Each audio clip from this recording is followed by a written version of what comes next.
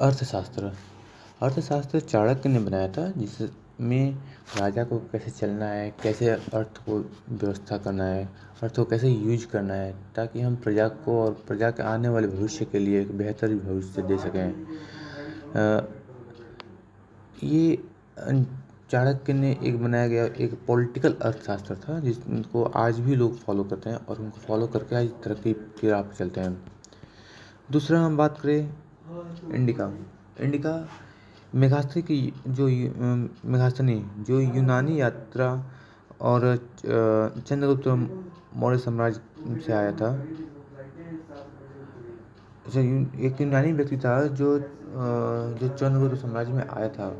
उसने राज्य का रखरखाव के बारे में लिखा और देखा, और उसके बारे में लिखा कि इंडिका नामक एक बुक में मिलेगी आपको।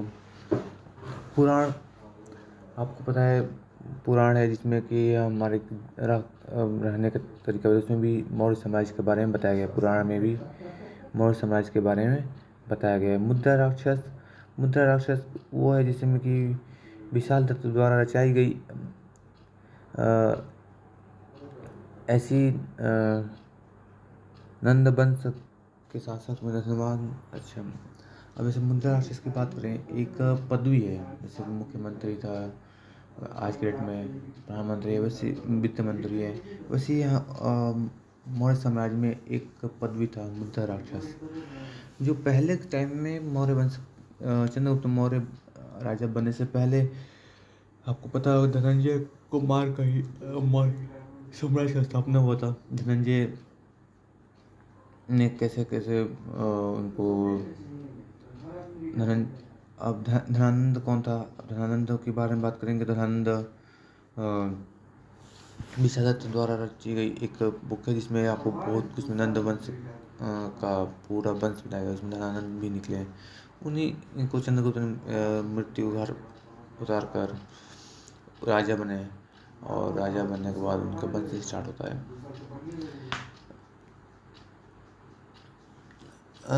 देखिए, बात क्या है, मौर्य वंश की स्थापना कैसे हुई और धनानंद कौन था?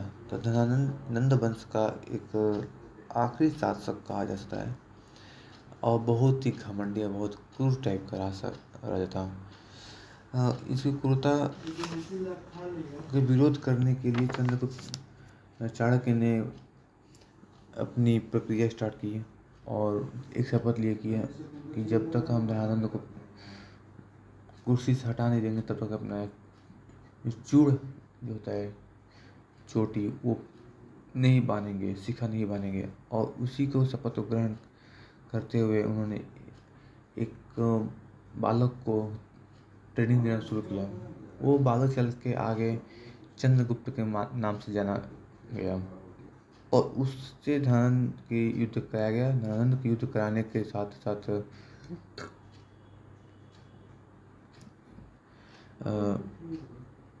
धनानंद की युद्ध कराने के साथ साथ उनको हराया भी गया। हराने के बाद धनानंद को कुछ राज्य से हटाया गया, मतलब कुर्सी से राज्य पद से हटाया गया, और वहाँ पर चंद्रगुप्त मौर्य विराजमान होते हैं, बैठते हैं। चंद्रगुप्त मौर्य को कभी ये क्षत्रिय वंश नहीं थे, ये एक निम्न वंश थे, लेकिन चाणक्य द्वारा बनाई गई एक प्रचंड प्लानिंग के साथ काम करने और उसके तहत स्टेप बाय स्टेप फॉलो करने की वजह से धनानंद की मृत्यु हुई। मृत्यु होने के साथ साथ ये राज्य वो भी अपने अंडर किए। यहाँ शुरू होता है चंद्रगुप्त मौर्य का और मौर्य वंश का शुरुआती दौर, जहाँ पे धनानंद को मार के राज्याभिषेक होते हैं और राज्य पाठ शुरू करते हैं वहाँ से। और वहीं से शुरू होता है अखंड भारत का निर्माण। अखंड भारत में ये था कि अब धीरे धीरे सबको धीरे धीरे आप सबको राज्य में एक राज्य में मिलाया गया। धनानंद को हराने के बाद चंद्रगुप्त मौर्य की स्थापना होती है। जैसे कि हम आपको बता दें, ये 322 BC बहुत ही महत्वपूर्ण BC शुरुआत होते ही अब दयानंद की हार होती है। और अब उसके बाद चंद्रगुप्त राजा बनने के बाद सबसे पहले काम करते हैं, आसपास जितने भी छोटे मोटे राज्य हैं उनको अपने शरण में लेते हैं। शरण का मतलब ये नहीं कि उनको बलपूर्वक नहीं, उनको बलपूर्वक नहीं, उनको कुछ नहीं, किसी को बलपूर्वक बना अपने अंडर में लिया जाए तो किसी को बुद्धिपूर्वक ली जाती है। ये चाणक्य की बनाई हुई कूटनीति द्वारा धीरे धीरे करते कई राज्यों को एक में इकट्ठा किया गया। इकट्ठा करने के बाद एक बहुत विशालकाय राज्य का निर्माण हुआ जिसको अखंड भारत बोला गया। अखंड भारत, आज भी अखंड भारत की बात करें तो हम हिंदुस्तान, पाकिस्तान, माल्यान और अफगानिस्तान, ये सब हमारे अखंड भारत का एक हिस्सा है जो आज भी टूट चुके हैं। लेकिन उस समय अगर बात करें तो एक सिंपल ध्यानंद का एक राज्य था। राज्य एक छोटा राज्य नहीं बल्कि बहुत बड़ा राज्य था, साम्राज्य था, और जिसको और विस्तारवादी में किया गया। और कैसे मुद्रा राक्षस एक पदवी दिया गया कि मुद्रा राक्षस को कैसे, धन को कैसे व्यय करना है, कैसे यूज करना है कि राज्य की खुशहाली है और आगे चल के कोई भी राजा पैसे की मिसयूज ना करे। उसके लिए एक अर्थशास्त्र के द्वारा बनाया गया एक पूरी नियम बनाया गया जो चाणक्य ने खुद बैठ के बनाए। और चाणक्य ने ही एक ये अखंड भारत का निर्माण करने का जो ख्वाहिश थी वो चंद्रगुप्त द्वारा पूरा किए। कहा जाता है 305 BC में यूनान से एक यात्री आते हैं, सेल्यूकस। यात्री क्या करें, इनसे सेल्यूकस से इनका चंद्रगुप्त की युद्ध होती है 305 BC में, और चंद्रगुप्त इनको हरा भी देते हैं। सेल्यूकस हराने के बाद सेल्यूकस से हार जाते हैं, फिर इनसे संधि होती है। और संधि के तौर पे हम बात करें तो सेल्यूकस को चंद्रगुप्त ने 500 हाथी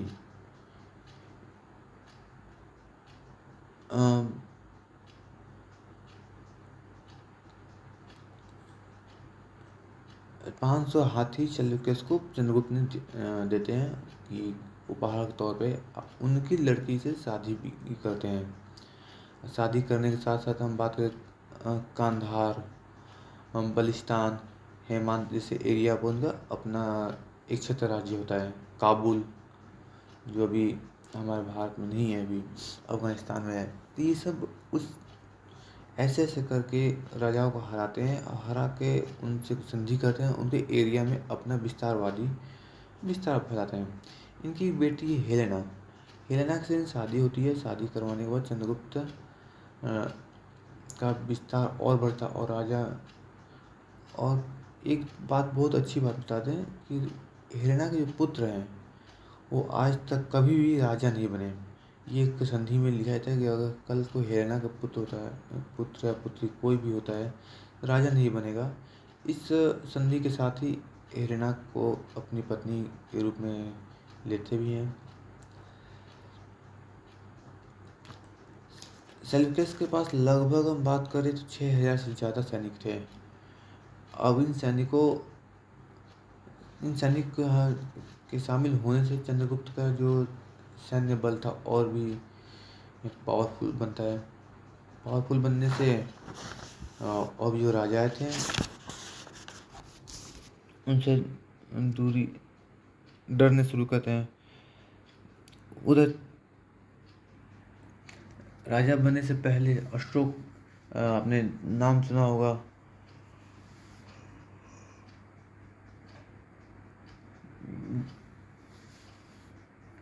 अशोक महान, उन्होंने भी चंद्रगुप्त के बारे में बताया। अब चंद्रगुप्त के समय के अंतराल में मृत्यु होती है। मृत्यु होने के बाद इनके पुत्र बिंदुसार जो गद्दी बैठते हैं। गद्दी बैठने के बाद सबसे पहले उन्होंने बहुत काम किए बैठने में। अपना राज्य को विस्तारवाद में ही बढ़ाया और अपने पिता के बाद ठीक ही इन्होंने चलने की कोशिश किया।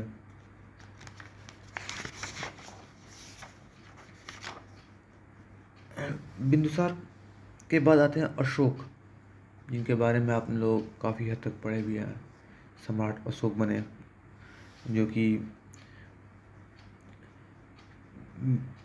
289 BC से लेके 232 BC तक इन्होंने राज्य किया। अशोक के बारे में एक चंद्रगुप्त के पौत्र है और ये एक बहुत क्रूर सम्राट भी बने।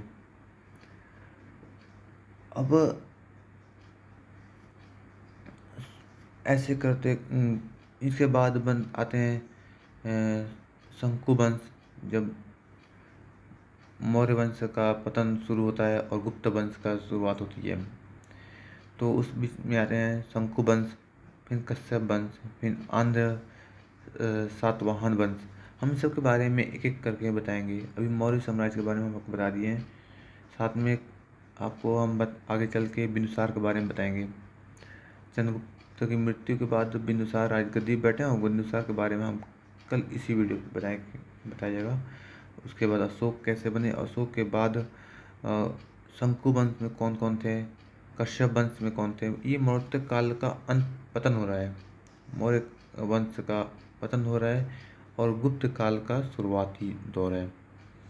ये एक ऐसी दौर है जहाँ पे चंद्रगुप्त मौर्य ने जैसे कि पूरे राज्य को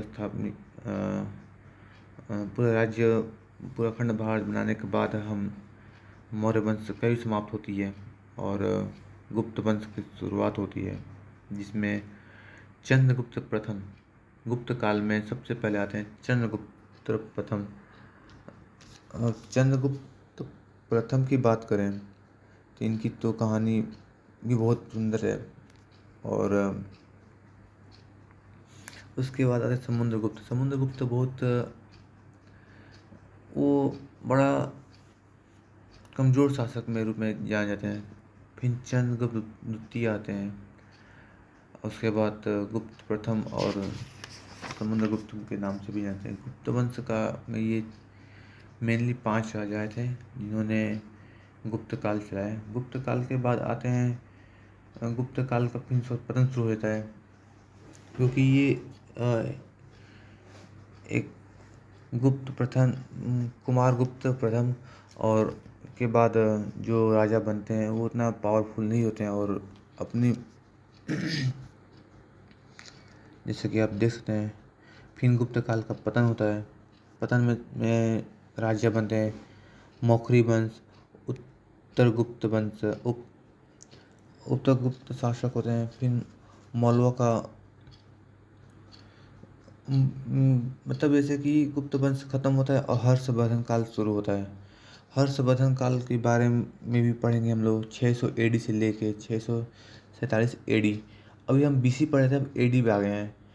मतलब कि हम जो शून्य की बात करें, शून्य से आगे बढ़ चुके हैं और AD में एंट्री कर चुके हैं। जैसे कि हम आपको बता दें, गुप्त काल 319 BC से लेकर 500 AD तक चलता है। मतलब कि 319 पीछे का और 500 AD तक हम लोग आगे तक चलते हैं। फिर वर्धन वंश, हर्षवर्धन वंश में आते हैं प्रभाकर वर्धन, राज्यवर्धन, हर्षवर्धन। हर्षवर्धन के नाम से ये हर्षवर्धन का नाम पर बहुत ही फेमस चले। फिर मध्यकालीन भारत शुरुआत होती है, जिसको आपने सिंधु के बारे में भी पढ़ा होगा, अरब के आक्रमण होता है।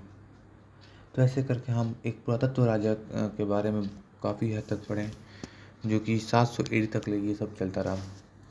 700 AD के बाद शुरुआत होती है राजपूत वंश के बारे में। राजपूत वंश में गुज्जर प्रतिहार, गढ़वाल वंश, चौहान वंश, जैजक मुक्ति के चंद, मालवा के परमंड और भी बहुत सारे हिंदुस्तानी राजा बनते हैं जो राजपूत में ये बनते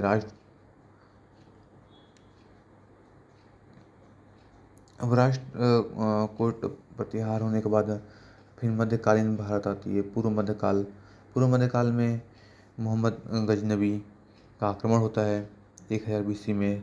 यह भी मोहम्मद गजनबी की बात करें तो आक्रमण करने के बाद 1000 AD से लेके 1027 तक, मतलब पूरे 27 साल तक इन्होंने भी अपना राज्य को लिया। मोहम्मद गोरी भी आते हैं। फिर उसके बाद बात करें तो हम लोग आगे बढ़ते हैं, 1200 AD तक पहुँच जाते हैं। फिर दिल्ली सल्तनत शुरुआत होती है। दिल्ली सल्तनत में गुलाम वंश, खिलजी वंश, तुगलक वंश, सैन्य वंश, लोधी वंश, ऐसे करते हुए हम आगे मुगल वंश, दिल्ली सल्तनत का भी अंत होती है। दिल्ली सल्तनत का अंत होता है 1526 AD में। 1526 AD का अंत होते होते हमारे देश में बाबर की एंट्री होती है। बाबर की एंट्री मतलब ये बताए 1526 ईस्वी में बाबर की हमारे भारत में एंट्री होती है, आक्रमण करते हैं, जो मुगल काल का स्थापना करते हैं। बाबर के बाद हुमायूं, उनके पुत्र, फिर उनके शेर शाह सूरी दोबारा हमारे ही बनते हैं, जिनको थोड़ा सा टाइम मिलता है, मतलब पहले 15 साल राज करते हैं। फिर हुमायूं के पुत्र अकबर, फिर उनके पुत्र जहांगीर, फिर उनके पुत्र शाहजहां, ये पुत्रों को वंश स्टार्ट में चलता है। औरंगजेब औरंगजेब की मृत्यु के बाद जो भी राजा बना उतना पूरा पावरफुल नहीं रहा, जैसे बहादुर शाह प्रथम। ये बहुत धीरे धीरे ये कहते हैं कमज़ोर राजा बनना शुरू हो गए हैं। अब इन सब राजाओं के अंदर वो नहीं रही जितना जो पहले थे। औरंगजेब बहुत ही क्रूर के बाद जाहिर सी बात, क्रूरता कुछ ज़्यादा हो गया तो पब्लिक भी इनके सम्मान में थोड़ा अब कमी करना शुरू कर दी और उनका अंत शुरुआत हो गया। औरंगजेब के अंत की वजह से ही मुगल वंश का अंत भी शुरुआत हुई थी। तो ये आपके कुछ राजाएँ हैं, अकबर प्रथम, अकबर तृतीय। अंत में जाकर बहादुर शाह द्वितीय लास्ट तक रहे, जो कि 1707 AD तक उन्होंने राज किया। 1707 के बाद ब्रिटिश हुकूमत, जिसको अंग्रेज बोलते हैं, वो आते हैं और हमारे देश पर ईस्ट इंडिया कंपनी के नाम पे शुरुआत करते हैं। ईस्ट इंडिया कंपनी 1747 से लेके रॉबर्ट ये लोग आते हैं, अपना काम शुरू करते हैं। लेकिन इन सब के बीच में ही एक और साम्राज्य चलता है, मराठों का उदय होता है। मराठों का उदय में शिवाजी है, संभाजी हैं, जयराम है, तारबाई हैं, ऐसे पेशवाए लोग हैं जो कि 1627 से लेकर 1818 तक मराठों का भी, उस साइड मराठा भी अपना एक्टिव मोड में है। जहाँ मुग़ल शासक दिल्ली में और उसके मुग़ल शासक के बाद ब्रिटिश हुकूमत शुरुआती दौर है, वहाँ पे एक तरफ मराठे भी एक्टिव हो रहे हैं, जिसमें शिवाजी का नाम बहुत ही फेमस रहा। उसके बाद हम बात करें तो यहाँ ब्रिटिश हुकूमत शुरुआत होती है 1707 में, और 1707 की हम बात करें, दशक में बात करें, तो उस टाइम मुग़ल का भी अंत करना था। मुग़ल को भी लोग हटाना शुरू कर दिए और साथ में ब्रिटिश को भी हटाने की कोशिश कर रहे थे। मुग़ल से पहले अंग्रेज़ों को हटाना को ज़्यादा कोशिश किया गया। स्वतंत्रता का युद्ध हुआ, नवीन स्वतंत्र शासक का उदय होता है। बंगाल मूर्ति सर, कुली खान, इस टाइप की बहुत सारे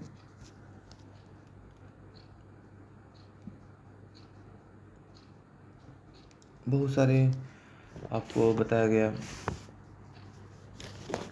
जैसा कि हम आपको बता रहे हैं, ये कोई अचानक होने वाली हमलाएं नहीं थी, न अचानक होने वाली घटनाएं थी। एक के बाद एक इन्होंने बताया कैसे युद्ध हुआ। ऐसी यूनानी का आगमन नहीं हुआ और ना ही मुग़ल का आगमन हुआ। उन सब के पीछे कोई ना कोई जरूर, कोई चैचन्य बंद करा तो कोई साम्राज्यवाद बंद करा। अवध का युद्ध की बात करें तो 1722 में अवध का भी युद्ध होता है। बंगाल में भी लड़ाई होती है, पानीपत लड़ाई होती है। पानीपत प्रथम की बात करें तो पानीपत प्रथम लड़ाई होती है 1526 में, जो बाबर द्वारा की गई।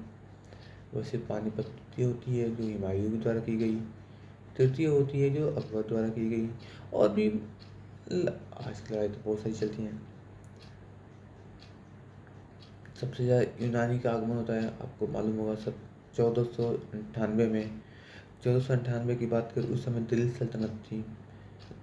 दिल्ली सल्तनत में ही आपको पुर्तगाली हमारे भारत में आते हैं, डच आते हैं, अंग्रेज आते हैं। 1608 में, लेकिन राज्य करते हैं 1747 में। मतलब उनको राज्य करने के लिए पूरा 150 साल लग गया। 1608 में आते हैं, उसमें अकबर थे राजा, और उस टाइम अकबर का राज्य पाठ चल रहा था, जिसमें पहली बार आते हैं। अंग्रेज आने के बाद डेन आते हैं 1616 में। पुर्तगाली आते हैं 1458 में। डच आते हैं 1595 में। डच के बाद अंग्रेज आते हैं, फिर डेन आते हैं, फिर फ्रांसीसी आते हैं। फ्रांसीसी आने के बाद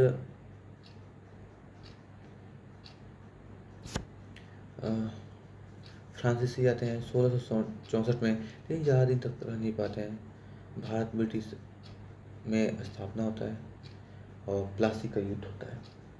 प्लासी का युद्ध होने के साथ ही साथ एक बहुत ही भयानक रूप ले लेता है, इसमें मुगल का अंत भी दिखता है और हमारा भी अस्तित्व खतरे में दिखता है। अस्तित्व खतरे में इसलिए क्योंकि हम बात करें, मुगल ने हमारे राज्यों को, मंदिरों को तोड़ने की कोशिश किया। जैसे कि औरंगजेब ने जितने मंदिरों को तोड़े, वो शायद बहुत अत्याचार किए। उन्हीं के बाद अंग्रेजों ने भी अपना क्रूरता में कमी नहीं की है, लेकिन इन्होंने कभी मंदिर पर हाथ नहीं लगाया। अंग्रेज कभी मंदिरों को नहीं तोड़ा। अंग्रेज हमारे जो धार्मिक बुक्स किताबें थी उनको जलाया, हटाया, क्योंकि धार्मिक अंग्रेज पढ़े लिखे थे पहले से ही, बुद्धिमान थे। मैं अदर की बात करें, ये क्रूर थे, वो दिमाग से लड़ते थे, तो दिमाग भी खतरनाक था, तो पहले दिमाग को हटाया गया। अभी भी हम प्लासी का युद्ध होने के बाद बाबर बक्सर का युद्ध होता है, बेदर युद्ध। ऐसे युद्ध की शुरुआत होने के बाद हम बात करें, काफ़ी जंग लड़ाई जाती है भारत में। कई बड़े बड़े नेता सामने आते हैं। फिर से भारत की स्वतंत्रता के भारत आज़ाद के लिए लड़ाई, आज़ादी की लड़ाई होती है। आज़ादी की लड़ाई की हम बात करें तो प्रथम चरण में हम बात सबसे पहले मंगल पांडे का नाम आता है। बहुत सारे वायसराय भी आते हैं। वायसराय में सबसे पहले प्रथम वायसराय की बात करें, लॉर्ड केविन, फिर एलियन, ऐसे बहुत सारे आते हैं।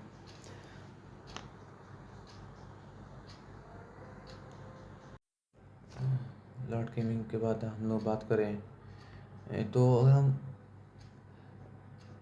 अगर आगे बढ़ते हैं तो 1847 में हमारे देश में क्रांति आती है, जिसको स्वतंत्रता की क्रांति बोली गई। फिर नागरिक विद्रोह होता है, फिर किसान विद्रोह होता है। किसान विद्रोह होने के बाद जनजाति विद्रोह होता है, सामाजिक धार्मिक विद्रोह होता है, और सुधार राष्ट्रीय के नाम के भी काम होता है।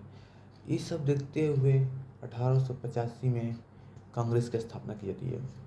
अंग्रेजों द्वारा कांग्रेस की स्थापना की जाती है।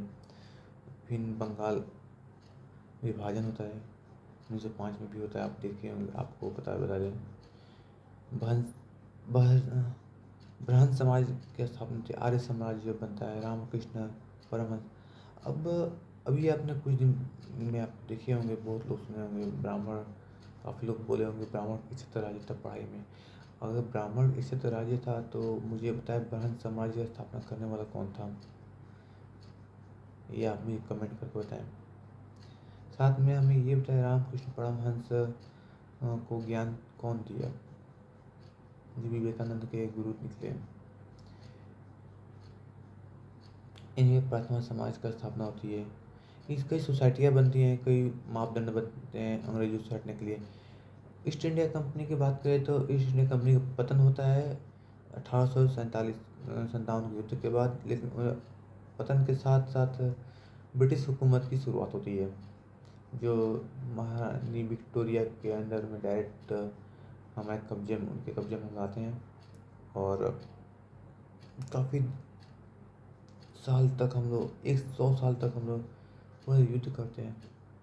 बहुत से क्रांतिकारी गए, मर गए, कई लोग का लापता हो गए, किसी का नाम भी नहीं पता। इन्हीं बीच में एक महात्मा गांधी भी आते हैं 1915 शताब्दी में, और सबसे पहला उन्होंने चंपारण का सक्सेसफुली आंदोलन करते हैं। चंपारण में क्या था, नील की खेती की काम होती थी, नील की खेती के लिए जो विद्रोह किया गया। फिर अहमदाबाद में जो लेबर यूनियन था उनके लिए आंदोलन किए। देखिए, एक चीज़ मैं आपको बता दूँ, अंग्रेज भले ही कुछ भी करें, लेकिन भारत में कुछ उन्होंने टेक्निक को लेके आए और उसको कैसे कैसे यूज करते वो बताए, कारखाना बनाए, रेलवे बनाए। ये मुगल ने किया, मुगलों ने तो खाली नुकसान किया और आज तक कोई समझ नहीं पाए। पर आज मुगल और हिंदू आपस में मिल के साथ रहने की कोशिश कर रहे हैं, और आए दिन कहीं ना कहीं युद्ध होती रहती है, आपस में टकरार होती ही है। कोई बोलता है कि मेरा राम मंदिर है, तो कोई बोले मेरा मस्जिद है। तो पहले आप बता दें कि यहाँ कोई मुस्लिम था ही नहीं, तो मस्जिद का कोई मतलब नहीं बनता है। बाबर आते हैं, बाबर को महान बनाया गया, अकबर किला बनाया गया। ठीक है, इन्होंने राज्य किया, वो उनका राज्य पाट खत्म, क्योंकि उनका तो पहले भी नहीं था, वो तो दूसरों के राज्य में राज्य कर रहे थे, उनको हरा कर अंग्रेज ने राज्य किया। तो ऐसा कहा जाए तो हमारे लॉर्ड केविन की स्थापना की जाए कि वो भी एक वाइसराय थे, प्रथम वाइसराय थे। तो एक पूरा संप्रदाय ने, पूरे ब्रिटेन को, अंग्रेजों को गलत साबित किया और खुद को सही साबित करने की कोशिश किया गया। मतलब एक दो दुष्ट प्राणी आए और दो दुष्ट प्राणी ने एक को कम दुष्ट बोला, एक बड़ा दुष्ट बोला। जो कम दुष्ट था उसको अपने में रख लिए, और जो बड़ा दुष्ट था उसको भगा दिया गया। ये ही चला है, और ये नहीं होना चाहिए। जो और दुष्ट है तो दुष्ट है, चाहे कम या ज़्यादा। दूसरी बात हम बात करते हैं, बंगाल विभाजन होता है। और वह कृष्ण गोपाल गोखले, दादा भाई नौरोजी, ये उदारवादी चरण में आते हैं। और उग्रवादी चरण में बात करें तो बंगाल विभाजन के बाद हमारे कांग्रेस को भी दो भागों में बट गया था, जिसमें लाल बाल पाल अलग ही वेब में चले थे, और वो सही वेब में था वास्तव में। कांग्रेस का वापस गठन होता है, और उस टाइम गांधी जी का आगमन भी होती है। गांधी जी आते सबसे पहले चंपारण का आंदोलन सक्सेसफुली करते हैं। फिर अहमदाबाद, फिर खेड़ा खेड़ा करने के बाद पूरे भारत वर्ष में गांधी जी का नाम एक फेमस एक नेता के नाम पे उभरते हुए चेहरा में निकलते हैं। और उसके बाद सबसे जब बात करें असहयोग आंदोलन, जिसमें हमारे भगत सिंह भी असहयोग आंदोलन में शामिल होते हैं। उम्र कम होने की वजह से भी, उम्र का 5-6 साल की उम्र होगी शायद, उससे भी कम होगी, लेकिन वो असहयोग आंदोलन में होते हैं। फिर गांधी की बात करें तो असहयोग आंदोलन के बाद सौभाग्य आंदोलन भी उन्होंने 23 में स्टार्ट किया। फिर व्यक्तिगत सत्याग्रह भी किया, नमक आंदोलन भी हुआ। उसके बाद भारत छोड़ो का भी आंदोलन चला गया। फिर सांप्रदायिक दंगा भी हुआ, बहुत गांधीवादी में बहुत कुछ चला गया, हरिजन उत्थान भी हुआ। और ऐसे लास्ट में सांप्रदायिक दंगा होने के बाद गांधीवादी का समाप्ति भी होती है। क्रांतिकारी की बात करें तो अभिनव भारत में अपना अपना कुल सोसाइटी बनाते हैं। हिंदुस्तान सोसाइटी, जिसमें भगत सिंह थे। अभिनव भारत, जिसमें अ, मोहन सिंह थे, फिर सुभाष चंद्र बोस आते हैं। सुभाष चंद्र बोस में मोहन सिंह और राम बिहारी बोस ये फेमस नेता बने सुभाष चंद्र बोस की टीम में, जिसमें अ, सुभाष चंद्र बोस ने बोला था कि तुम मुझे खून दो, मैं तुम्हें आज़ादी आज़ादी दूंगा। साथ में बोलते हैं दिल्ली चलो। अगर सुभाष चंद्र बोस दिल्ली आ जाते तो शायद वो देश के प्रथम प्रधानमंत्री बनते और इस देश का कुछ अलग ही रूप रंग होता। ये मुगल वंश का नाम जो आज हम लड़ रहे हैं आपस में, ऐसा शायद नहीं होता। बहुत से क्रांतिकारी निकल गए, जैसे राम प्रसाद बिस्मिल्ला हो गए, चंद्रशेखर आज़ाद हो गए। लाहौर कांड में लाहौर कांड होता है, चंद्रशेखर आज़ाद ने लाहौर कांड किया। आपको पता है लाहौर कांड में क्या होता है? जब लाला लाजपत राय की मृत्यु होती है, मृत्यु इसलिए होती है कि वहाँ पे एक साइमन थे, इंडिया में आते हैं, इंडिया में आने वाले आ चुके हैं, और उनके आने से पूरे भारतवर्ष में एक असंतोष का भावना फैलती है कि ये और क्रूर है। क्रूरता में अब औरंगजेब की बात बताएं तो ये सभी लोग क्रूरता में मतलब क्रूर शासक बनने की कोशिश किए सभी लोग, जिसकी वजह से इनका पतन कराया गया, किसी किसी के हाथों किसी को मरवाया गया। ये होना जरूरी था। मैं नहीं बोलूँगा अंग्रेज आने से कुछ नुकसान हुआ है, अंग्रेज आने से फ़ायदा भी हुआ है और नुकसान भी हुआ है, क्योंकि अंग्रेज ही थे जो कि मुगल का अंत किए। मुगलों का जो पीढ़ी दर पीढ़ी चली थी वो अंग्रेजों ने ही अंत किया और भारत को दोबारा एकत्र किया।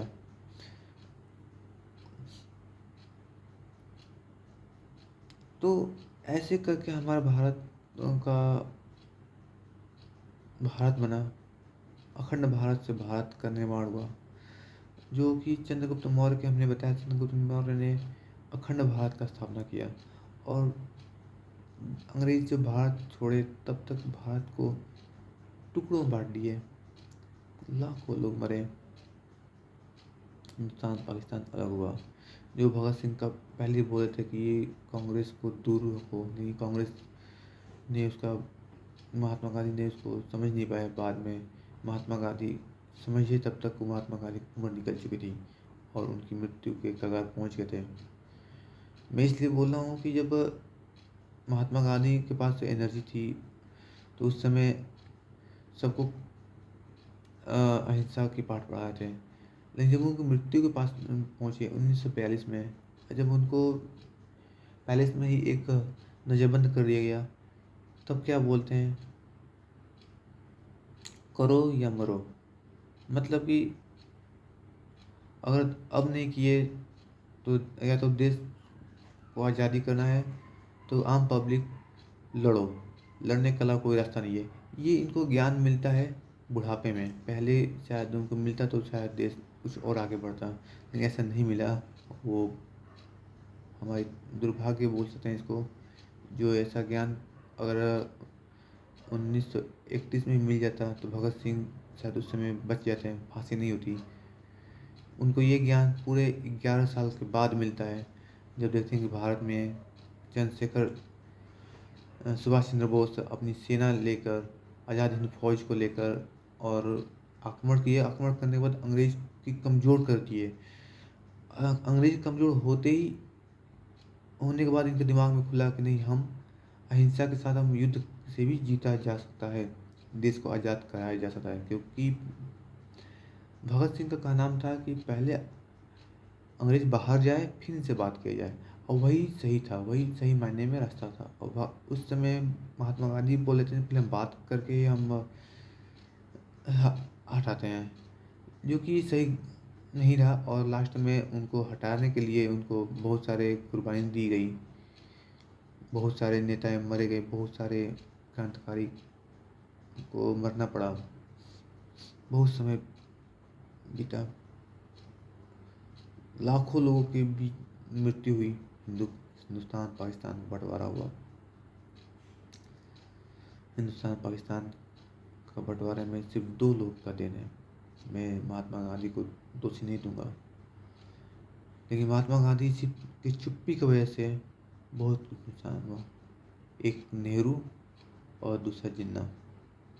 जिन्ना और नेहरू दोनों ही भारत के और पाकिस्तान के दुश्मन थे। हिंदुस्तान और पाकिस्तान के दुश्मन थे और उनकी दुश्मनी आपस में प्रधानमंत्री बनने का रोष में इन्होंने पूरे देश, पूरे साम्राज्य को ही एक वो बहुत से काल के लिए अंधेरे में डाल दिया है। आज भी हिंदुस्तान पाकिस्तान अलग है और आपस में लड़ती रहती है। आतंकवादी हमला, कारगिल युद्ध, ये सब चल रहा है। आज मोदी गवर्नमेंट है उसको, लेकिन आज देश आज़ाद हुए 73 साल पूरे हो चुके हैं। उसके बावजूद भी हमारा ये बंटवारा खत्म नहीं हुआ है और आगे चल के शायद कोई नेता बने, उस साइड भी कोई नेता बने जो हिंदुस्तान पाकिस्तान को वापस एकत्र करे, इकट्ठा करे और हमारा अखंड भारत के वापस स्थापित करे। अखंड भारत बनने के साथ साथ बीच में ये जो मुगल शासक के वंश लोग हैं, इनको वापस हिंदू में कन्वर्ट होना पड़ेगा, सनातन बनना ही पड़ेगा। सनातन नहीं बन रहे हैं तो कम से कम ये अपने को कंट्रोल करे और जैसे कि किसी नुकसान जो जिसका है उसको वापस करे और अपने हिसाब से काम करे बिना दंगा के। हम आपको एक एक कर जैसे नाम बताया मैंने, मुगल शासक के बारे में आपको बताएंगे, जिसमें कैसे कैसे मुगल शासक होता है, कैसे ये बाबर यूटी करते हैं, कितना दिन रहते हैं मुगल शासक के। पहले हम दिल्ली सल्तनत कैसे हुआ है, गुलाम वंश कौन था, खिलजी वंश कौन, ये सब आपको अगले वीडियो में बताएंगे। तब तक लिए नमस्कार।